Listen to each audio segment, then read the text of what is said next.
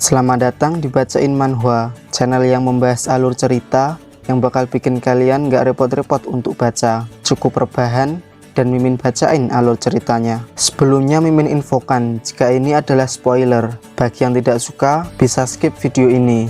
Dan bagi kalian yang gak masalah dengan itu, yuk langsung ke pembahasan. Tubuh Ibu Kobong ditembus oleh tentakel itu dan terjatuh tepat di hadapan Kobong. Seketika, Kobong berteriak panik. "Ibu!" Dari belakang, Letnan Lee menembak monster yang mengeluarkan tentakel itu dan membuat monster itu mati. "Ibu, bangunlah! Hei, Ibu!" teriak Kobong sambil memeluk ibunya. "Jangan menangis anakku, ibu mencintaimu," jawab ibunya. Kobong berteriak kencang sambil menangis. Scene berpindah, menunjukkan gedung pertahanan yang menjulang tinggi dan kokoh. Itu adalah batalion ke-39 pasukan pertahanan di Seoul. "Hari ini sangat berisik," ucap Letnan Kyun sambil memegang sepuntung rokok di tangannya. "Iya Pak," jawab Letnan Lee. "Apa yang dia lakukan? Topik sebulan terakhir ini hanyalah tentangnya," ucap Letnan Kyun. "Dia membereskan dungeon secepatnya. Dia juga sudah menghancurkan semua dungeon di sekitarnya. Ketidakpuasan di antara ghoul pun meningkat. Cepat atau lambat, kami percaya kalau mereka tidak akan diam," jawab Letnan Lee. "Ini instruksi untukmu," ucap Letnan Kyun sembari memberikan secarik kertas kepada Letnan Lee. Scene berpindah. Dari jauh, di tengah rimbunnya pepohonan, terlihat beberapa ledakan besar. Ternyata itu adalah aksi Kobong yang sedang menghancurkan para monster. Kobong terus menghancurkan monster-monster itu dengan sekali pukul. Seekor monster besar langsung hancur. Tapi ternyata masih sangat banyak monster-monster yang sudah menunggu Kobong di hadapannya dan menyerang Kobong secara bersamaan. Kobong mencabut pedang yang dibawa oleh monster yang telah ia kalahkan. "Aktifkan skill," ucap Kobong, sembari dia berubah ke dalam wujud ultra instingnya. Dengan sekali serangan pedang, semua monster itu hancur. Semua monster telah dikalahkan dan dungeon pun telah dibereskan. Terdengar suara dari sistem. Scene berpindah pada bangunan-bangunan gedung yang sudah hancur. Hujan turun dengan deras. Kobong terlihat duduk di puing-puing reruntuhan bangunan itu. Tiba-tiba ada tangan yang sedang mengulurkan payung pada Kobong. Kobong melirik ke arah tangan itu. Ternyata itu adalah Letnan Lee. "Aku telah mencarimu, Tuan Kobong. Senang bertemu denganmu. Aku adalah Letnan Lee dari pasukan pertahanan di Seoul. Sebenarnya kita sudah pernah bertemu, tapi aku yakin itu bukan waktu yang tepat untukku menyapamu," terang Letnan Lee kepada Kobong sembari mengulurkan payung kepada Kobong. Dan Kobong hanya terdiam. "Aku mengerti perasaanmu. Kamu mencoba untuk menghancurkan para monster dari semua dungeon kan? Tapi itu tidak ada artinya. Karena pasti suatu saat nanti dungeon break akan kembali muncul. Dan kamu barusan sedang melampiaskan amarahmu kan?" ucap Letnan Lee kepada Kobong. Suasana hening sejenak. "Lalu, apa aku hanya perlu duduk diam? Sudah 3000 tahun tulang-tulangku hancur dan badanku tercapik-capik setiap hari. Hanya setelah menghabiskan dunia yang abadi itu, aku berhasil kembali. Bahkan ketika tubuhku terurai dan hancur menjadi debu, aku masih bisa kembali dari neraka itu. Itu demi bisa bergabung kembali dengan keluargaku. Namun, semua usahaku sia-sia. Apa kau mau bilang kalau aku hanya perlu menerimanya begitu saja dan menanggung penderitaan ini lagi?" terang Kobong sambil berdiri di depan Letnan Lee dan berjalan meninggalkan Letnan Lee di bawah derasnya hujan. Wajah Letnan Lee tampak kaget mendengar penjelasan Kobong. Lalu dia berteriak, "Aku akan membantumu membalaskan dendamu. Entah itu dungeon atau para monster. Aku akan membantumu untuk menghancurkan mereka semua. Jadi tolong, ikutlah denganku." Waktu berlalu. 6 bulan kemudian. Scene berpindah, memperlihatkan langit sore yang indah di atas gedung rumah sakit. Ibu Kobong sedang dirawat di ruang ICU pasca mendapatkan serangan dari tentakel monster.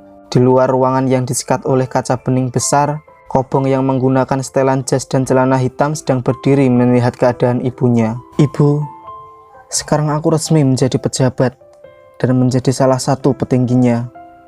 Jadi tidak seperti biasanya, aku tidak bisa mengunjungi ibu sesering sekarang.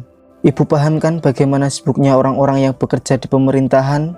Jadi jangan kecewa ya kalau aku tidak sering datang."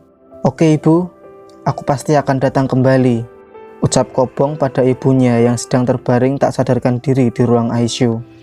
Kemudian Kobong beranjak dari ruangan itu, disambut dengan hormat tangan para penjaga yang berbaris di sepanjang koridor rumah sakit. Kobong menarik dasi yang ia kenakan. Kemudian muncul guratan-guratan petir di tubuhnya.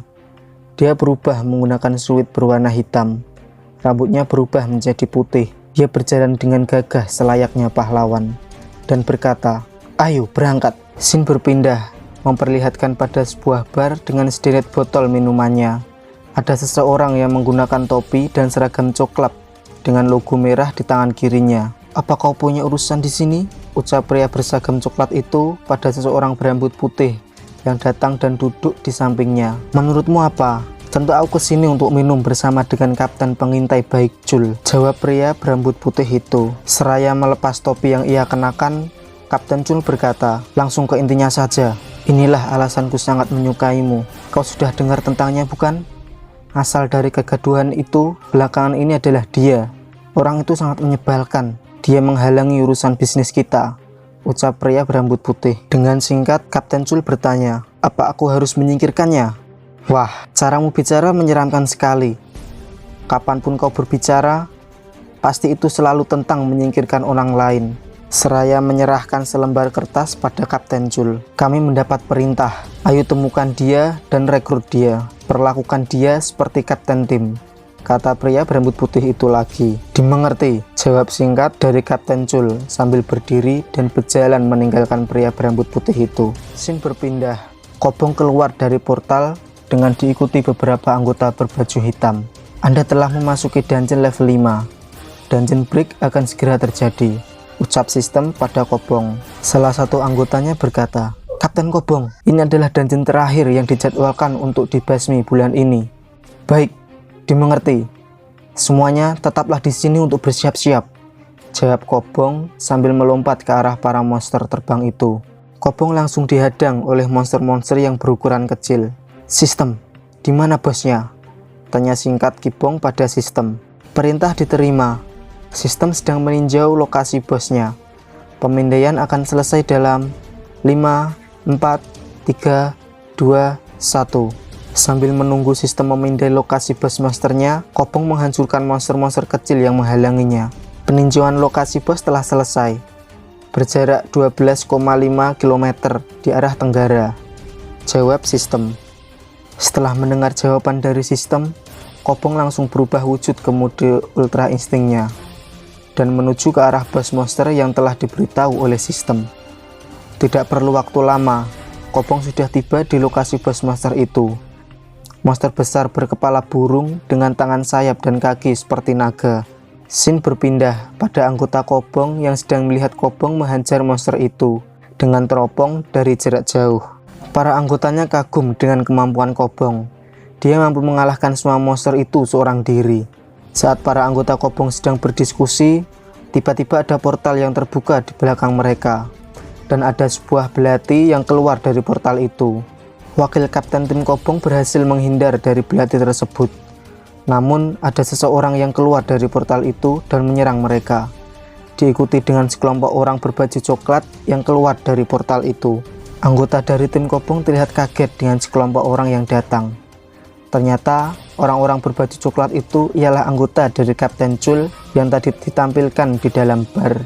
Salah seorang berbaju coklat bertanya, "Apakah dia sudah mati?"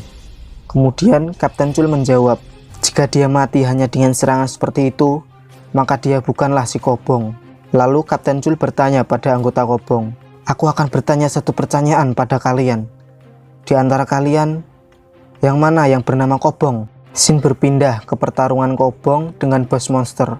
Kobong sedang menyerang bos monster itu. Tiba-tiba ekspresi Kobong terlihat kaget karena monster yang ia serang masih mampu mengeluarkan semburan api dari mulutnya dan menimbulkan ledakan besar. Ledakan itu terdengar sampai ke tempat para anggota Kobong yang sedang diserang oleh Kapten Jul. Kapten Jul merasakan ledakan itu dan menyadari bahwa Kobong tidak ada di antara orang yang ada di depannya. Lalu Kapten Jul berkata, "Sepertinya si Kobong tidak ada di antara kalian. Apa boleh buat, aku hanya perlu membunuh kalian semua." Sampai si Kobong menunjukkan dirinya. Scene berpindah. memperlihatkan seseorang berambut putih dan mengenakan baju adat yang berwarna biru muda. Chapter pun selesai. Jika video ini tidak terkena klaim lagi, bakal Mimin up secepatnya. Karena dari kemarin, Mimin sudah buat naskahnya sampai part 5. Semoga aman dan bisa saya lanjut sampai mentok chapter. Mungkin sekian dari Mimin. Jangan lupa like, komen, dan subscribe untuk bantu support channel ini supaya berkembang. Terima kasih.